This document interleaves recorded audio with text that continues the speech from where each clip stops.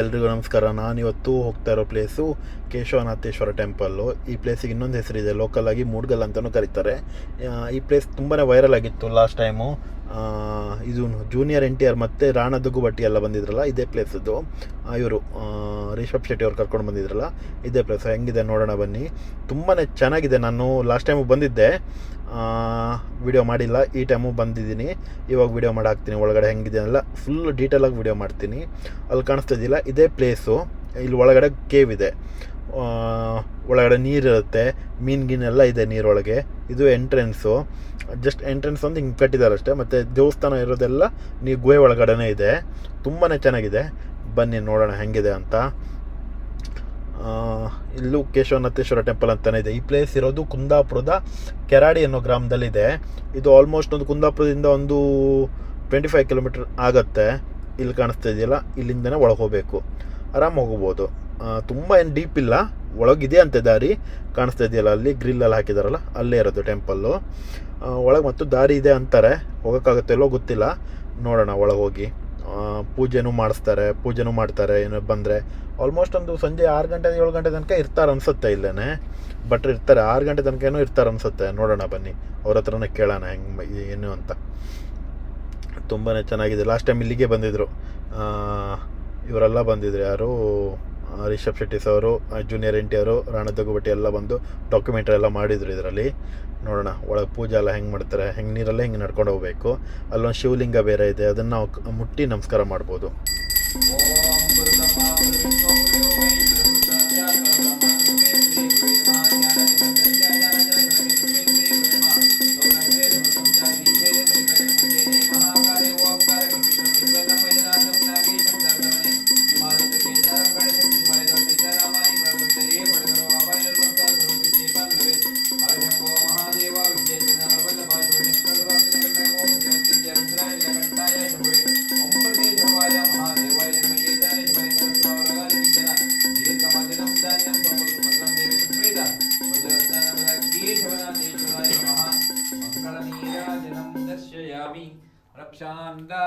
ಎಲ್ಲರೂ ಆಚೆ ತಗೊಳ್ಳಿ. ಪೂಜೆ ಎಲ್ಲ ಮುಗೀತು, ಹೊರಗೆ ಹೋಗೋಣ. ಹೊರಗಡೆ ಹಿಂದೆ ನೋಡಿದ್ರೆ ಈ ಥರ ಕಾಣಿಸುತ್ತೆ. ಫುಲ್ ಮೀನುಗಳಿದೆ ಇದರಲ್ಲಿ. ನೀವು ಅಕ್ಕಿ ಕಾಳು ಏನಾದರೂ ತಂದು ಹಾಕಿದರೆ ತಿಂತವೆ, ತುಂಬಾ ಸಿಗ್ತವೆ. ಮುಟ್ಟಕ್ಕೆಲ್ಲ ಸಿಗತ್ತೆ. ಹೆಂಗಿದೆ ನೋಡಿ ಟೆಂಪಲ್.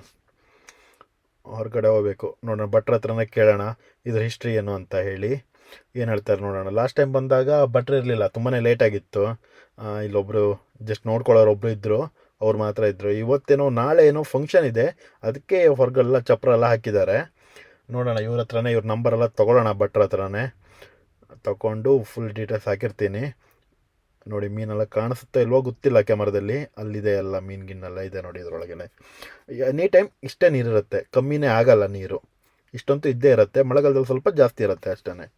ಇವಾಗ ಏಪ್ರಿಲಲ್ಲೆಲ್ಲ ಇಷ್ಟೇ ಇದೆ ನೀರು. ಹೆಂಗೆ ಕಾಣಿಸ್ತದೆ ನೋಡಿ, ಮೀನುಗಳಿವೆ ಅಲ್ಲಿ. ಅಕ್ಕಿ ಎಲ್ಲ ಹಾಕಿದರೆ ತುಂಬಾ ಬರುತ್ತೆ, ಹತ್ರನೇ ಸಿಗತ್ತೆ. ತುಂಬಾ ಚೆನ್ನಾಗಿದೆ ಪ್ಲೇಸ್ ಮಾತ್ರ. ಇವತ್ತು ಬೆಳಗ್ಗೆ 10:00 ಸಡನ್ ಈಗ ನೀವು ಬಂದ್ರಲ್ಲ, ಹಾಗೆ ಬಂದ್ರೆ ಕೂಡಲೇ ಹೊರಗಡೆ ಎಲ್ಲ ಜನ ಇದ್ರಲ್ಲ, ಅಲ್ಲಿ ಸುತ್ತ ಹಾಕೊಂಡ್ರು. ಕಡೆ ಸೀದಾ ಒಳಗಡೆ ಬಂದೆಲ್ಲ ಪೂಜೆ ನಾನೇ ಮಾಡಿ ಕೊಟ್ಟದ್ದು. ನಾನು ಹೇಳಿದೆ, ನೀವು ಎಲ್ಲ ಫಸ್ಟ್ ಹೇಳಿದೆ, ನಾನು ರೆಡಿ ಮಾಡ್ಕೊಂಡು ಅವರೆಲ್ಲ ಇದು ಮಾಡಿ ಹೊರಗಿನ ಬಿಲ್ಡಿಂಗ್ ಪೂರ್ತಿ 1.5 ಕೋಟಿ ಹಾಕಿ ಅವರಿಗೆ ಕಟ್ಟಿ ಕೊಡ್ತೇನೆ ರೀ. ಈಗ ಹೊರಗಿನ ಬಿಲ್ಡಿಂಗ್ ಪೋರ್ಷನ್ ಪೂರ್ತಿ ಈ ಗೋವೆ ಬಿಟ್ಟು ಹೊರಗಿನ ಸೈಡ್ ಹೊಸ ಬಿಲ್ಡಿಂಗ್ ಕಟ್ತಂತೆ ಕಟ್ಟಿ ಕೊಡು ಅಂದಿದ್ದಾರೆ.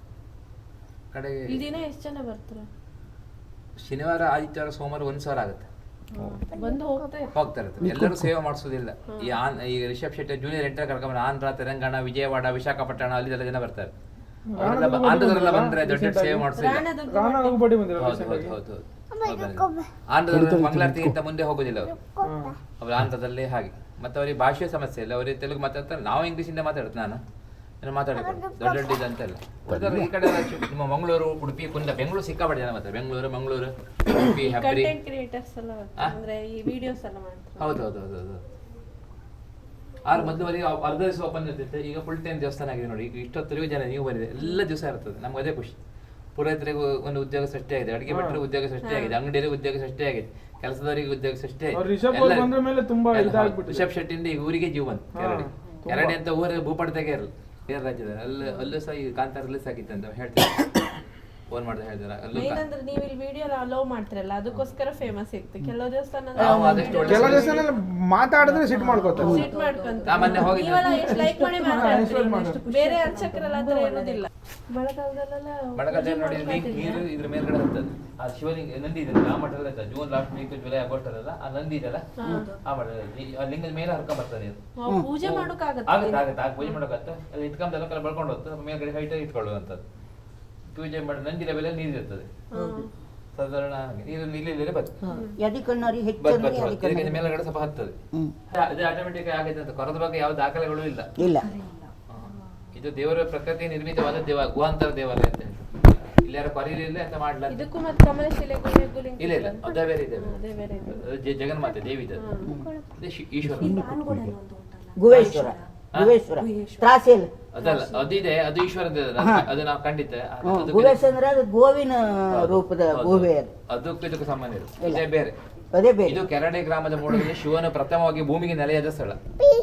ಗೊತ್ತಾಯ್ತಾ? ಎಷ್ಟೋ ವರ್ಷದಲ್ಲಿ ಹಿಂದೆ ಬ್ರಹ್ಮನ ಸೃಷ್ಟಿ ಕಾರ್ಯ ಮಾಡಿದಾಗ, ಬ್ರಹ್ಮ ಭೂಮಿಯಲ್ಲಿ ಸೃಷ್ಟಿ ಕಾರ್ಯ ಮಾಡಿದಾಗ ಬ್ರಹ್ಮನ ಸೃಷ್ಟಿ ಕಾರ್ಯ ಅಳಿದು ಹೋಯ್ತಂತೆ. ಮನುಷ್ಯರಲ್ಲಿ, ಪಶು ಪಕ್ಷಿಗಳಲ್ಲಿ, ಜಲಚರಗಳಲ್ಲಿ ಬ್ರಹ್ಮ ಸೃಷ್ಟಿ ಮಾಡಿದಾಗ ಅಳಿದು ಹೋಯ್ತಂತೆ. ಆವಾಗ ದೇವತೆಗಳಿಗೆ ಸಮಸ್ಯೆ ಆಗುತ್ತೆ. ಈ ತರ ಆದ್ರೆ ಭೂಮಿ ಕರ್ಮಭೂಮಿಯಾಗಿ ಬ್ರಹ್ಮನ ಸೃಷ್ಟಿ ಕಾರ್ಯ ನಿಂತೋದ್ರೆ ಪ್ರಪಂಚಕ್ಕೆ ಸಮಸ್ಯೆ ಆಗುತ್ತೆ ಅಂತ ಗೊತ್ತಾಗಿ ದೇವತೆಗಳು ದೇವಲೋಕದಲ್ಲಿ ಸಭೆ ಸೇರ್ತಾರೆ. ಆ ಸಭೆಯಲ್ಲಿ ದೇವತೆಗಳು, ಋಷಿಮುನಿಗಳು, ಸಿದ್ಧ ಪುರುಷ, ದೊಡ್ಡ ದೊಡ್ಡ ವ್ಯಕ್ತಿಗಳು ಭಾಗವಹಿಸ್ತಾರೆ. ಬ್ರಹ್ಮನ ಸೃಷ್ಟಿ ಕಾರ್ಯಕ್ಕೆ ತೊಂದರೆ ಆಗಿದೆ, ಇದಕ್ಕೊಂದು ಪರಿಹಾರ ಬೇಕಂತ ಹೇಳಿ. ಆವಾಗ ಗೊತ್ತಾಗುತ್ತೆ ಭೂಮಿಯಲ್ಲಿ ಪುರುಷ ಶಕ್ತಿ ಕಡಿಮೆ ಆಗಿದೆ, ಪುರುಷನ ಶಕ್ತಿ ವೃದ್ಧಿ ಆದ್ರೆ ಬ್ರಹ್ಮನ ಸೃಷ್ಟಿ ಕಾರ್ಯ ನಿರಂತರವಾಗಿ ನಡೀತಾ ಇದೆ ಅಂತ ಬ್ರಹ್ಮನಿಗೆ ಗೊತ್ತಾಗತ್ತಂತೆ, ದೇವತೆಗಳಿಗೆ. ಅದಕ್ಕೆ ಆ ಪರಿಹಾರ ಆದಿಪುರುಷನಾದ ಶಿವನ ಬಂದು ಭೂಮಿಗೆ ನೆಲೆ ಆಗಬೇಕು ಅಂತ ಹೇಳಿ ಗೊತ್ತಾಗತ್ತಂತೆ.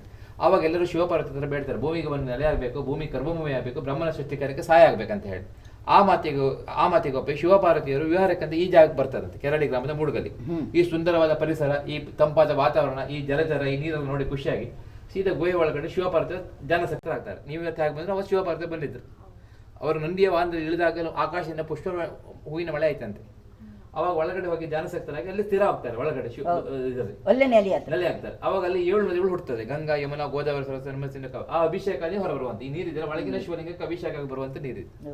ಒಳಗಿನ ಶಿವಲಿಂಗವನ್ನು ಯಾರು ನೋಡ್ಲಿಕ್ಕಿಲ್ಲ, ಮುಟ್ಲಿಕ್ಕಿಲ್ಲ. ಅದರಿಂದ ಕಲಿಯುಗದ ಮುಂದೆ ದೇವತೆಗಳ ಸಮಸ್ಯೆ ಐತಂತೆ. ಕಲಿಯುಗ ಬರ್ತದೆ, ಕಲಿಯುಗದ ಜನ ಪಾಪ ಮಾಡಿರ್ತಾರೆ.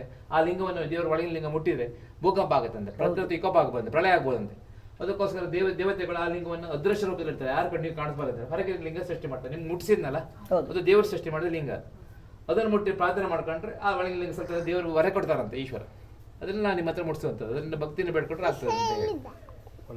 ನೀರು ಯಾವತ್ತು ದೇವರು ಇಲ್ಲೇ ಸ್ಥಿರವಾಗಿ ಇದ್ದದ್ರಿಂದ ನೀರು ಯಾವತ್ತೂ ಒಣಗದೇ ಇಲ್ಲ, ಒಣಗುದಿಲ್ಲ. ಅದೇ ವಿಶೇಷ.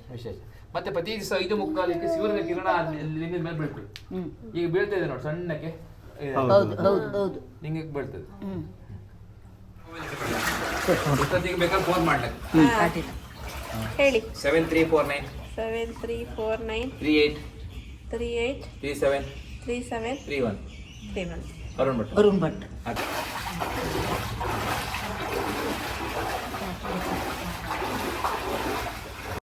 ಗುಹೆಯಿಂದ ಹೊರಗೆ ಬಂದರೆ ಈ ಥರ ಇದೆ, ತುಂಬಾ ಓಲ್ಡ್ ಸ್ಟ್ರಕ್ಚರಲ್ಲಿದೆ. ಇದನ್ನು ರಿಷಬ್ ಶೆಟ್ಟಿ ಸರೇ ರಿನೋವೇಟ್ ಮಾಡಿಕೊಡ್ತೀನಿ ಅಂತ ಹೇಳಿದಾರಂತೆ. ಅವಾಗ ಭಟ್ರೆ ಹೇಳಿದರು.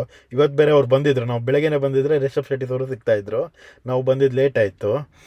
ಇದನ್ನೆಲ್ಲ ಫುಲ್ 1.5 ಕೋಟಿ ಪ್ರಾಜೆಕ್ಟಲ್ಲಿ ರಿನೋವೇಟ್ ಮಾಡಿ ಕೊಡ್ತಿದ್ದಾರಂತೆ. ತುಂಬಾ ಚೆನ್ನಾಗಿದೆ, ಚೆನ್ನಾಗಿ ಮಾಡ್ಬೋದು. ನನಗೆ ಗೊತ್ತಿದ್ದಂಗೆ ಅವರು ರೆಡಿ ಮಾಡಿದ ಮೇಲೆ ಹೆಂಗಾಗುತ್ತೆ ಅಂತ ನೋಡೋಣ. ಇನ್ನೊಂದು ಸಲ ಬಂದು ವಿಡಿಯೋ ಮಾಡಿ ಹಾಕ್ತೀನಿ ರೆಡಿ ಆದಮೇಲೆ. ಇಲ್ಲೆಲ್ಲ ನೋಡಿ ಹುಲ್ಲಿದೇವರೆಲ್ಲ ಇದೆ. ಭಟ್ರ ಕಾಂಟ್ಯಾಕ್ಟ್ ನಂಬರೆಲ್ಲ ಹೇಳಿದ್ರಲ್ಲ, ನಾನು ಒಂದು ಸಲ ಡಿಸ್ಕ್ರಿಪ್ಷನಲ್ಲಿ ಹಾಕಿರ್ತೀನಿ, ಲೊಕೇಶನ್ನು ಡಿಸ್ಕ್ರಿಪ್ಷನಲ್ಲಿ ಕೊಟ್ಟಿರ್ತೀನಿ, ನೋಡ್ಕೊಂಡು ಬರ್ಬೋದು. ತುಂಬಾ ಚೆನ್ನಾಗಿದೆ. ಇಲ್ಲಿ ಸುತ್ತಮುತ್ತ ಪ್ಲೇಸೂ ಹಾಗೆ ತುಂಬ ಚೆನ್ನಾಗಿದೆ. ತುಂಬ ಮಳೆಗಾಲದಲ್ಲಿ ಬಂದರೆ ಅಲ್ಲೆಲ್ಲ ನೀರಿರುತ್ತೆ. ನಾನು ಲಾಸ್ಟ್ ಟೈಮ್ ಮಳೆಗಾಲದಲ್ಲಿ ಬಂದಿದ್ದೆ, ಫುಲ್ ನೀರಿತ್ತು ಆ ಕಡೆ ಎಲ್ಲ. ಅದು ಅಲ್ಲೇ ಗುಹೆಯಿಂದ ಅದೆಲ್ಲ ನೀರಲ್ಲೇ ಹರ್ಕೊಂಡು ಬರುತ್ತೆ ಅಲ್ಲಿಗೆ. ಮೋಸ್ಟ್ಲಿ ಏನೋ ಪೂಜೆ ಇದೆ ಅನಿಸುತ್ತೆ, ಅದಕ್ಕೆ ಚಪ್ರ ಎಲ್ಲ ಮಾಡಿದ್ದಾರೆ. ಹೊರಗಡೆಯಿಂದ ನೋಡಿ ಹಿಂಗಿದೆ. ಇದು ಫುಲ್ ಸ್ಟ್ರಕ್ಚರ್ ಚೇಂಜ್ ಆಗುತ್ತೆ, ಇನ್ನೊಂದು ಸ್ವಲ್ಪ ಟೈಮಲ್ಲೇ ಚೇಂಜ್ ಮಾಡ್ತಾರೆ. ಆವಾಗ ಹೆಂಗೆ ಕಾಣಿಸುತ್ತೆ ನೋಡೋಣ ಇನ್ನೊಂದು ವಿಡಿಯೋ ಮಾಡಿ. ಮತ್ತು ಇಲ್ಲಿಗೆ ಎಂಟ್ರಿ ಟಿಕೆಟು ಅದು ಇದು ಏನೂ ಇಲ್ಲ, ಆರಾಮಾಗಿ ಬರ್ಬೋದು. ಸ್ವಲ್ಪ ಪ್ರಾಬ್ಲಮ್ ಅಂದರೆ ಈ ಥರ ಫುಲ್ ಕಲ್ ಮೇಲೆ ಬರಬೇಕು. ಎಲ್ಲಿ ಟೆಂಪಲ್ ಇದೆ ಅಂತ ಲ್ಯಾಂಡ್ಮಾರ್ಕ್ ಗೊತ್ತಾಗಲ್ಲ. ಇವಾಗೆಲ್ಲ ಸ್ವಲ್ಪ ಬೋರ್ಡ್ ಹಾಕಿದ್ದಾರೆ, ಅಷ್ಟೊಂದು ಗೊತ್ತಾಗಲ್ಲ. ಅಲ್ಲಿ ಒಳಗಡೆ ಇದೆ ಟೆಂಪಲು. ಇದೇ ಥರ ಇಲ್ಲಿ ನೋಡಿದ್ರು ಇದೇ ಥರ ಸೇಮ್ ಕಾಂತಾರ ಫಿಲ್ಮಲ್ಲಿ ನೋಡಿದ್ರಲ್ಲ, ಅದು ಫಾರೆಸ್ಟ್ ಒಂದು ಕಾಡಿಂದ ಕಡ್ಕೆ ಥರ ಅವ್ರನ್ನೊಂದು ರೈಡ್ ಮಾಡ್ತಾರಲ್ಲ, ಆ ಸೀನ್ ಆಗಿದ್ದೆಲ್ಲ ಇದೇ ಥರ ಪ್ಲೇಸಲ್ಲೇ ಆಗಿರೋದು. ಅದನ್ನು ತೋರಿಸ್ತೀನಿ ನೋಡಿ, ಹೋಗೋಣ ಹೋಗೋಕೆ ತೋರಿಸ್ತೀನಿ ನೋಡಿ. ಹೆಂಗಿದೆ ಅಂತ ನೀವು ನೋಡ್ಬೋದು. ಇದೇ ಥರ ಪ್ಲೇಸೇ ಸ್ವಲ್ಪ ಚೇಂಜಸ್ ಇದೆ, ತುಂಬ ಇದೆ ಇದೇ ಥರ ಪ್ಲೇಸು, ತೋರಿಸ್ತೀನಿ. ಇಲ್ಲಿ ತುಂಬ ಪ್ಲೇಸ್ ಇದೆ ನಿಯರಲ್ಲ ಇದೇ ಥರ. ಮತ್ತು 2 ರೂಟ್ ಇದೆ ಇಲ್ಲಿ ಬರೋಕ್ಕೆ. ನೀವು ಯಾವ್ದಾದ್ರು ಒಂದು ರೂಟನ್ನು ಚಾಯ್ಸ್ ಮಾಡಿ, ಆದ್ರೆ ಮೇಲೆ ಬರೋ ರೂಟನ್ನು ಚಾಯ್ಸ್ ಮಾಡ್ಕೊಳ್ಳಿ. ಇನ್ನೊಂದು ತುಂಬ ಲಾಂಗ್ ಆಗುತ್ತೆ. ಅಲ್ಲಿ ಕಾಣಿಸ್ತಾ ಇದೆಯಲ್ಲ, ಇದೇ ಕಾಂತಾರ ಫಿಲ್ಮ್. ಇಲ್ಲಿ ಪೊಲೀಸ್ ಜೀಪ್ ನಿಂತ್ಕೊಂಡಿರುತ್ತೆ, ಅವರು ಕಟ್ಗೆ ತೊಗೊಂಡು ಬರ್ತಾ ಇರ್ತಾರೆ. ಕೋಲಕ್ಕೆ ಅಂತ ಕಟ್ಗೆ ತೊಗೊಂಡು ಬಂದಾಗ ಫಾರೆಸ್ಟ್ ನಿಲ್ಲಿಸ್ಕೊಂಡು ಪ್ರಶ್ನೆ ಕೇಳ್ತಿರ್ತಾನಲ್ಲ, ಇದೇ ಪ್ಲೇಸಲ್ಲಿ ಆಗಿರೋದು ಅದು. ಹೆಂಗೆ ಕಾಣಿಸುತ್ತೆ ನೋಡಿ. ಈಗ ನಮ್ಮ ಕ್ಯಾಮ್ರಾದಲ್ಲಿ ಈ ಥರ ಕಾಣಿಸುತ್ತೆ. ನಿಜವಾಗಿ ಫಿಲ್ಮಿ ಕ್ಯಾಮರಾ, ದೊಡ್ಡ ದೊಡ್ಡ ಕ್ಯಾಮ್ರಾದೆಲ್ಲ ತುಂಬ ಚೆನ್ನಾಗಿ ಕಾಣಿಸುತ್ತೆ, ಫುಲ್ ಕಲರ್ಫುಲ್ಲಾಗಿ ಕಾಣಿಸುತ್ತೆ. ಇದರಲ್ಲಿ ಅಷ್ಟೊಂದು ಕಲರ್ಫುಲ್ಲಾಗಿ ಕಾಣಿಸಲ್ಲ. ಹೆಂಗಿದೆ ನೋಡಿ. ಇಲ್ಲಿಗೆ ವಿಡಿಯೋ ಮುಗಿಸ್ತಾ ಇದ್ದೀನಿ. ನಿಮ್ಗೇನಾದರೂ ಈ ವಿಡಿಯೋ ಇಷ್ಟ ಆದರೆ ಪ್ಲೀಸ್ ಸಬ್ಸ್ಕ್ರೈಬ್ ಮಾಡಿ, ಲೈಕ್ ಮಾಡಿ ಮತ್ತು ಶೇರ್ ಮಾಡಿ. ಮತ್ತೆ ಇನ್ನೊಂದು ವಿಡಿಯೋ, ಚೆನ್ನಾಗಿರೋ ವಿಡಿಯೋ ಮಾಡಾಕ್ತೀನಿ ನೀವು ಹಿಂಗೆ ಸಪೋರ್ಟ್ ಮಾಡ್ತಾಯಿದ್ರೆ. Thank you for watching.